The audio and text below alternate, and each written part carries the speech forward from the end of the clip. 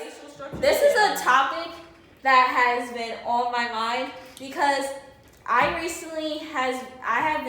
haven't told anybody this, but I have been really insecure of my nose because it's sad. It's like I don't hate my nose. I will never get plastic surgery, but it's like sometimes I have days when I'm just like my nose look like a pig, or like my nose is like too small, or my nose is like it's not closed, and it's like it's more the nostrils because like black people's noses or just people of color, like usually they're more bulbous per se, I think is the word, and they're just wider. And I mean, even in anatomy, when you study the skulls, that's a lot of times when this is gonna sound really dark, but when forensics find a dead body, they can use the skull to find out what their race was. So like black people, our nasal cavities are like, you know, a little wider, a little bit bigger. So like that's how they, you know. But I'm not saying I hate my nose. Like I love my nose, but like everyone has something about themselves that they sometimes hate. I used to want lighter eyes. I used to want smaller lips. Like I just wanted to change everything about myself because I wanted to conform to Eurocentric. That's the keep thing. dropping that. Like you're never gonna hear me not say that word, that phrase, because it's like it's such a real thing. It is, and it can be so. You can feel so bad about yourself because you want to be somebody else so bad, but like no one can. No matter how many times people tell you you're beautiful, it's not gonna matter until you believe that you're beautiful. Exactly. Like I told people like before. I remember I was walking with people. We were supposed to be jogging.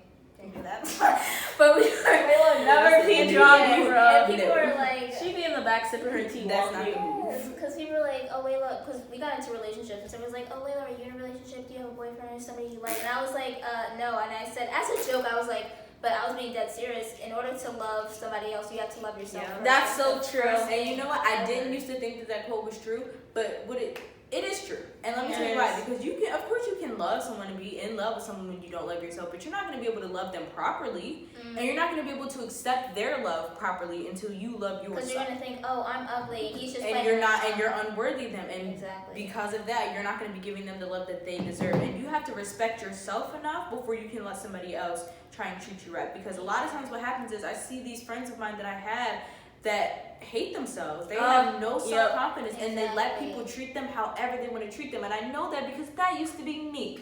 When I was in middle school, I remember that too. Yeah, first of all, when I was growing up, like I was just this big ball of anger all the time. I was angry, I was insecure, and I was like just sad all the time. And like I took it out on a lot of people.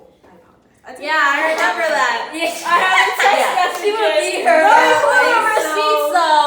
Hold on, let me pull the receipts. And so like 6th to 8th grade, like I had no self-confidence whatsoever. I didn't think I was pretty. I didn't think I was beautiful. I didn't think I was smart. Nothing along the lines of that. I hated myself every day. I woke up and I wanted to be someone else. That was me. And like if you've never been that low before in your life, you're not gonna understand it because it's like it's really weird because it's like it's from inside. Like no one else can change that until you want to change it. Because I would never expect her to think that way because she's one of the toughest people I ever met in my She really is like, though. You would never expect her to be like. I barely see her ever cry. Yeah. It's like, and it's really hard, especially when you don't talk to people about it because it's all inside your head. Exactly. So now you're dealing with this by yourself, and you keep thinking to yourself, you can be your worst enemy. You can be the biggest bully in your own life. You could wake up in the morning and be like, oh, because I look ugly. You know yourself better than anybody else knows you. So all those little things that make you tick, all those things that really get under your skin, you use them against yourself.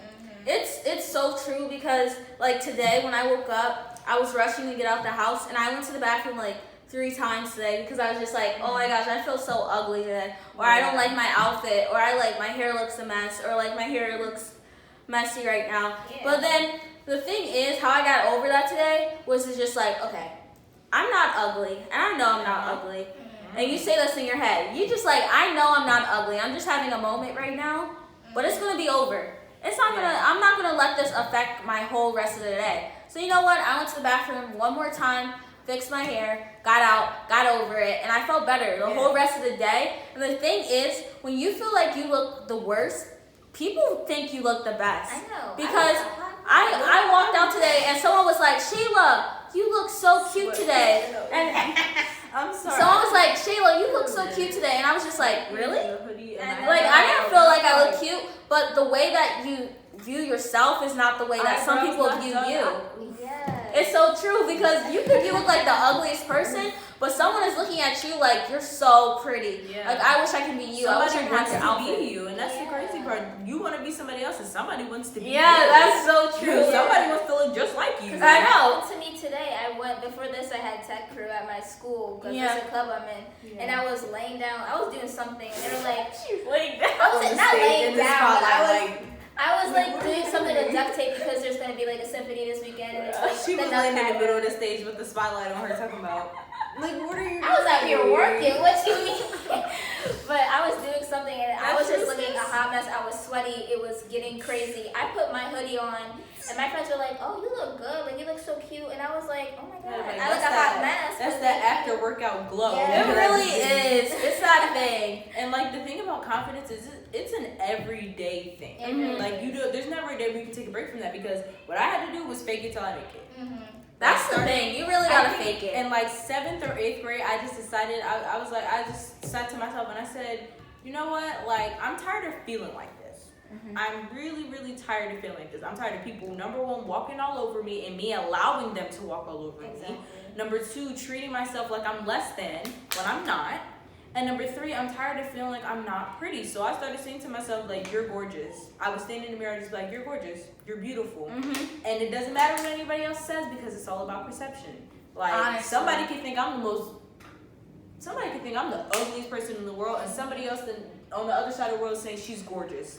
So it's all about perception. And to me, at one point I was like, oh my God, I'm ugly. And then on the other point I was like, I'm gorgeous. Like, excuse me. It's like Especially sometimes- at school. Yeah. Like, Yeah. you're kind of like, oh, like, because I don't have a boyfriend or anything. I don't think. Do y'all have boyfriends? Wait. I didn't tell you guys yet. Don't even play games I'm like just that. kidding. We're I'm gonna single discuss like that a Virgo. later. Okay. But like when you walk into school, you're kind of like, well, I'm not I'll one of text those my people who's like boyfriend. looking into a relationship or anything. It would be nice to have somebody to talk to like that on like a boyfriend, girlfriend level, whatever. But sometimes I'm walking through school and I'm like, why doesn't like I feel like somebody doesn't like me? And maybe they do. They just like because people are scared to like talk to each other all the time. But I'm like, did I look good enough? Does my hair look bad? Does That's my how hair I look feel bad? I will sometimes. tell you, even when you don't think somebody's paying attention to you, someone's always They watching. are, because I would never know. Because And- people in elementary school, they're like, oh Yeah. yeah, Layla, this person may like it. And I'm like, It's what? And I couldn't see it. I was like, what are they talking? That's like, so how could they like me. true. And out of all people. That's so true because every time I walked down the hallway, like last year, like my anxiety was really bad. Like I'm not even saying like, because some people say they have anxiety, but they don't. Yeah. But I just found out that So I really do have anxiety because when I walk down the hallway sometimes, last year it was really bad. Like my eyes would get really teary. Like it looked like I was about to cry. And I was just like, oh my gosh. And I would blink my eyes. And I was just like, I try to like walk like, but right, like people can't see that. Cause like right now, when I walk down the hallway, I have this walk. Like I try to be confident and I walk really fast and really tall. And that's how I walk, but people can't see that. But like with me, my eyes is like blinking. And it's like, that was last year. But like this year, I kind of grew up a little bit. I was just like, I'm going to walk down the hallway. I'm going to be confident. I'm going to stand up tall. And that, like, I don't have problems with that anymore that Other much. people notice it too. Yeah. People can Yeah. tell when you're confident. Yeah, people Because can tell. Even just from last year, I've changed so much, and other people have told me that I've changed. Even my coach for ethics, she was like, "You've really come out of your shell. Like last year, you were really quiet, and this year, you're just out there." And I said, "Well, somebody has to do it. Like Yeah. all the people that were here before are gone, so like it's left to us now." And I feel like even what was that? What? Confidence. Yeah, but what, you said. I said anxiety. Because that really bothers me sometimes. It really gets under my skin. Because people be like, "Oh, I'm so anxious. Oh, my anxiety," and I'm like, You don't have anxiety, sis. You're just. I was like, That's not. being nervous and being anxious are two different things. And let me explain it to you. Because nervousness happens to everyone. It happens to everybody at some point. That's everybody a normal, gets nervous. That's a normal thing. And everybody can have a panic attack, of course. Anxiety is a constant, everyday thing. And it takes a toll on your body. It starts up here and before you know it, you're tired all the time. It got to the point where I didn't even want to get out of bed some mornings because your body is in this constant state. Think of adrenaline pumping through your body all day, every day. Your heart just. Do you know how tired you're gonna get from that? It is. Like, it's a really stressful thing, and of course, like when you're just going through puberty and stuff, because I know I have a lot of friends that dealt with this, and I dealt with this. Like, especially just what I'm talking about, going into 6th grade to 8th grade. I always say middle school was the worst time of my entire life. My anxiety was at an all-time peak. I was anxious all the time. I'm talking sweaty hands, heartbeat racing, dizziness, blurring vision. It was all the time, and it's a really crushing thing to deal with. It is. And when you're trying to balance that, when you're trying to balance that with puberty and because you're growing, things are growing. You don't want them to grow. It was so much. Yeah. You feel like crying. It's so much. You feel like crying so much. That was me. I would literally come home from school crying like almost every day. I know. Like, I couldn't even go to the lunchroom my first 2 years of high school. Oh my God. Because I was so nervous about what people thought about me that I used to eat lunch in the bathroom my first year of Ridley until like I met like one of my friends. But it was hard because I was scared to step into the lunchroom because I was just thinking about like sitting alone, having no friends, people just staring at me. And it was hard because I couldn't eat. Yeah. I couldn't eat in front of people because I was so worried about people just staring at me and like, stuff. People will still to this day make fun of me because I rip my food up. When I'm in public and around people I'm not comfortable with, I rip my food up and I eat it in little pieces. That's what I do. Yeah, and people say to me like, you eat like a bird. And I'm like, nah, I'm not sensitive. So I'm like, you know what, shut up. But like, you know, to me, I know that that's a thing that I do because I'm anxious. And I'm worried about the way that people are going to perceive me about something as little as eating. But that's what I'm saying. If you don't have anxiety, you don't understand what it's like. And whether it's subconscious or it's actually conscious, you're always thinking about it. The way that you're being perceived by other people. It's still junior year and I still do that at lunch and I try to stop it, but it's so hard because when I get to lunch, it's like a lot of boys around me and it's like I don't really care about like boys. Like what boys like you know, but I have this thing where I feel like people are just looking at my every move at lunch. Yeah. So I have pizza and I would break the crust. Yeah, and I would just eat it and I wouldn't even eat my whole. Split it into squares. I wouldn't eat my lunch, and even when I'm drinking like this at school, I would be like this. Like I get nervous. Like it's really bad. Like I just like. I had a panic attack one time. And then I get scared in the cafeteria at school. No. That's bad. Was it 7th or 8th grade? I can't remember which grade. I think it was 7th grade, and I had a panic attack in the cafeteria. And I'm sitting at the table, and like my friends are talking about self-harm and stuff.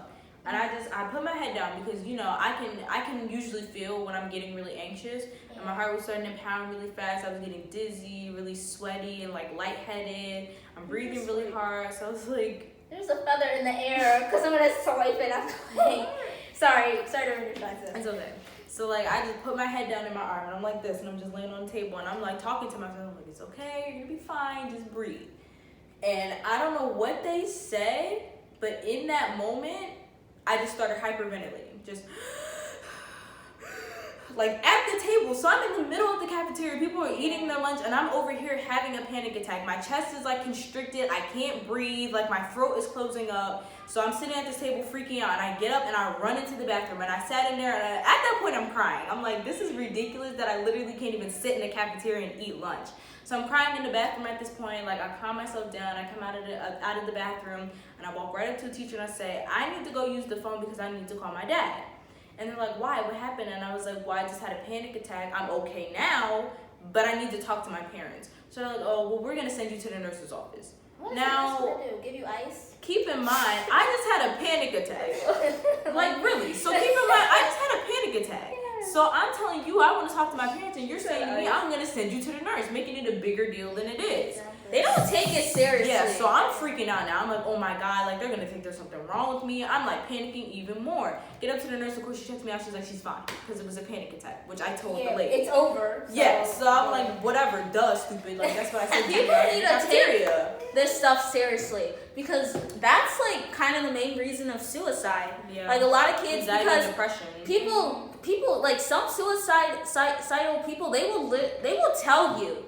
They will kind of blurt out their problems, and no one would take them seriously. Yeah. Because It's just like, especially in the black community. Yes. Because as for me, like No if therapy. help. as for me being like the older No therapy. sister, I feel like I always have to hide what I feel because I don't want my Because parents. we're all the oldest siblings. Yeah, and then Yeah. if I go upstairs right now and I tell my parents I'm depressed, they're gonna be like, "You're not depressed." Like, don't say that because Yeah. it's heartbreaking for a parent to hear that their kid is depressed. That there's something different about their Yeah. kid. And like even in 7th grade, when all that was going on, my mom, I would tell my parents about it, and you know they just be like, "Oh, you're okay."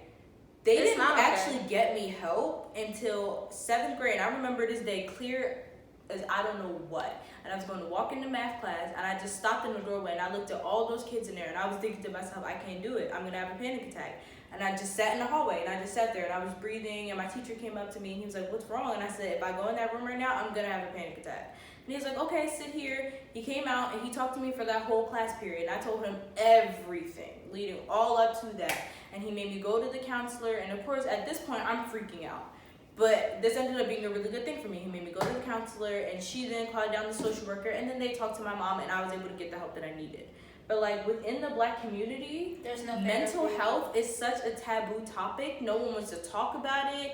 If you have a mental health issue, you need to keep it to yourself. Like being in therapy was one of the craziest things that ever happened to me because it made me feel like I was crazy. It made me feel like I was insane. And my mom didn't want me talking to people about it. She would say, "Oh, don't tell anybody that you're in therapy." And it's like to me, it's like why? Like things happen to everybody. Nobody's normal. There's no such thing as normal. Everybody has issues. And to me, when you tell me not to talk to people about it, you make me feel like there's something wrong with me. And like, yeah, I understand, like, not a lot of people deal with anxiety, but like, that shouldn't mean that I'm an outsider now. I felt insane. I felt like I was losing my mind. Literally. Like, I felt like I was by myself and nobody understood what I was going through. It's important to like get help and to not like really hold it inside. Because I still do that sometimes too, and I had mental breakdowns. Like I would sometimes get so much in my head about my grades, about my acting, about all this, about school, and I would just break down and cry. And it would like you're really in there when you're laughing and you're crying. Because it's crazy, and I felt like I have this poster in my room. It's like all the stuff I want to accomplish for Riley High School. Like I just felt so like I just wanted to rip everything. I just wanted to just give up everything, and that's why I lost my passion for acting and for all of that because I got rejected for so many things that I did this year. For not even musical wise, I got everything that I was passionate about this year. I failed at. At school, I wanted to have the highest grades, blah, blah, blah, blah, blah, blah. Didn't get that. So I got in my head so much, I was damaging my mental health. And I used to just stay up so late because I wanted to just study, do this. And it's not good for my mental health. And my mental health is not healthy right now, like I'm not gonna lie. I still do that. I stay up early. I get up early. I waste an hour of sleep just to study, and it's not good for my mental health. But I do that because if you don't do well, then it's one of those things like Yeah. because you hear all the time. It's the main thing. If you don't get like a good education, you're not going to succeed. You're not going anywhere. That's the Coming thing. into high school, I even felt inferior. I just felt like anything that I could do, everybody else was doing better. Exactly. And like That's the the thing. competition. And especially when it's stuff that you're passionate about, and like it feels like everybody's just better than you at it, and you're not gonna have a chance. Like it really starts to get to you. That's how I felt. Oh, you can continue. No, that was it. No, that's how I felt about the drama group because the drama group really got in my head. It really freaking damaged me because I'm so passionate about acting and dancing. And when I got rejected from something I really wanted to do, and I don't have a lot of friends who like to like act and dance, and like I have some friends who like to sing, like Sienna and like Layla can sing. She's not really interested in that, or like Sienna's not really interested in that. But it's like me, that's always been my thing. Like, oh my gosh, like I want to do this. Like I want to write a book. I want to do this. I want to do a talk show. I want to be like one of the greatest performers. Like that's my head of all time, and that's it gets in my head because it's like something I really want, I didn't get. and that got to me because it made me feel like, oh, I'm not talented enough. All these white kids are better than me because they had better training than me, and I don't have any training. Yeah, because some people will literally get like personal lessons for stuff That's- at our school. They were like, oh yeah, I get like ballet lessons. I'm like, what's the point? You don't need ballet lessons to be in high school play. And it really, Stop singing. it really does because it made me feel like my singing was just horrible. Like I was a horrible singer again because I didn't used to like to sing. Because when I used to sing in front of people, and I was really passionate about singing, I used to sing all the time. Yeah, we used but to have a girl group. Yeah, because my own parents, I remember I showed a video clip to my mom singing, and I thought it was so good, right? And I showed it to her, and she was like, "What is that?" It sounds horrible, and it really broke me because I was just like, I don't know who that is, and I said that to her, and then I walked away and I cried in my room. And I used to do YouTube videos of singing, and I used to sing in front of my friends, and they would be like, "You sound like a lamb." But do you understand when people say that to you, it motivates you so much more to do better. And it really breaks you down when you're passionate about something because when people say that to you and say it to your face, it really damages your self-confidence, and it damaged my self-confidence for a very long time. You'll literally like tear yourself apart. It is, and it comes back to you. And all those thoughts, that's why the drama group, it really got in my head because I felt like I'm not worthy enough. But then when you get older and you realize this is just a chapter of your life. Mm-hmm. Like you're not going to go through this. Like 5 years, you don't know what could happen. Like you don't know, and you can't let. We'll be out of high school. Yeah. And you don't know what's you can't. Yeah, you can't let certain people. I'm not gonna spill the tea, but you can't let certain people tell you that you're not worthy enough, You're your or own you worst would critic. or you would not be successful enough. Like you can't let that. Like all you have to do is to keep focusing on you and keep on moving on and working harder every day because it will pay off. Yeah, every single time I sing, every single time, like especially when I record it, I find little things to nitpick about, and then like, I ew, it's and then I get inside my own head. I'm like, oh my god, you're not gonna go anywhere with a voice like that. Yeah. So that's why I was like, because when I was younger, I was like, oh my god, I want to be a singer. And, Oh my I god, want to go travel across the I world. can remember us all saying that to each other. Like that's what I wanted out of life so bad. Everyone's changed. That's all I wanted because I feel like music, like even with any form of art that you create, not only is it expression, but it's your job to make people feel something. And if you're not touching people and making them feel something with your art, like you're not doing your job.